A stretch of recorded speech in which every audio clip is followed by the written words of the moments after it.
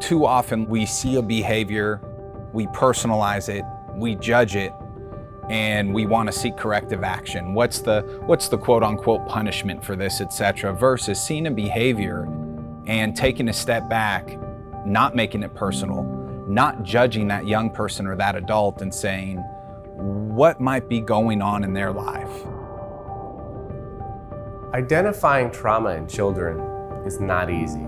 Oftentimes, children don't have the language to describe what is happening inside them. When the emotion is not expressed correctly, then the mind goes into fight or flight, goes into sort of a tribalistic behavior or toward a self-protection that is really out of place and overpowering, not only to the person, but to other people.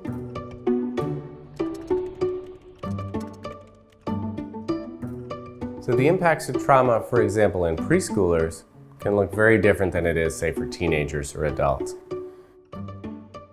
They have nightmares, they have night terrors, they lose weight, they don't eat as well. And you see a general dysregulation or unpredictability, even more so than normal, that you would see in other children. This is because preschoolers are at a specific developmental stage. Erik Erikson calls this the autonomy versus shame stage of childhood development. So preschoolers' main task is to take small risks in order to learn how to do things for themselves. So if that preschooler is in a highly stressful situation, she may not feel safe enough to take those risks, and this might prevent her from learning and growing like we would expect.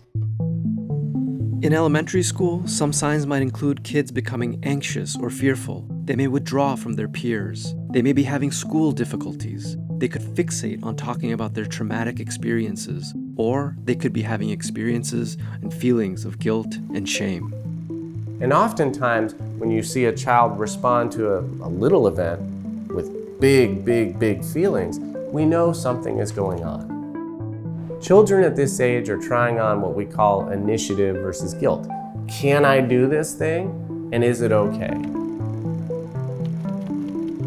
They're supposed to be trying on things like, what happens when I lie? What happens when I break the rules?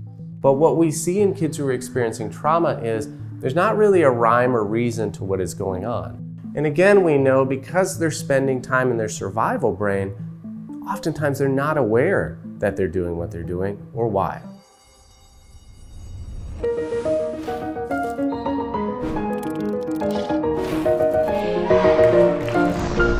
So when we think about kids in high school, we know that the variability in how kids are at that age can be pretty wide.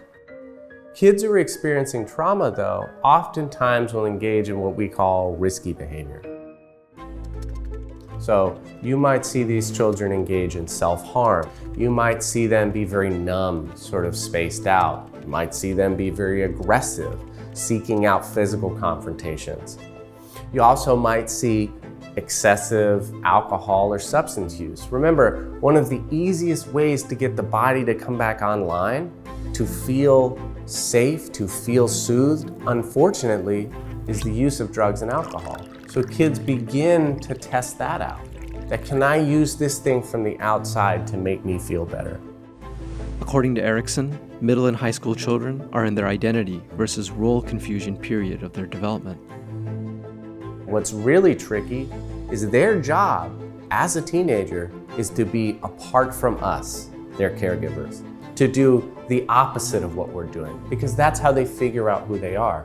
So helping kids who are experiencing trauma as teens can be very difficult and very tricky. It's true that all kids might exhibit some of these characteristics from time to time. But for kids who are experiencing toxic stress, these characteristics might appear suddenly, and they might be a marked change from the child you once knew.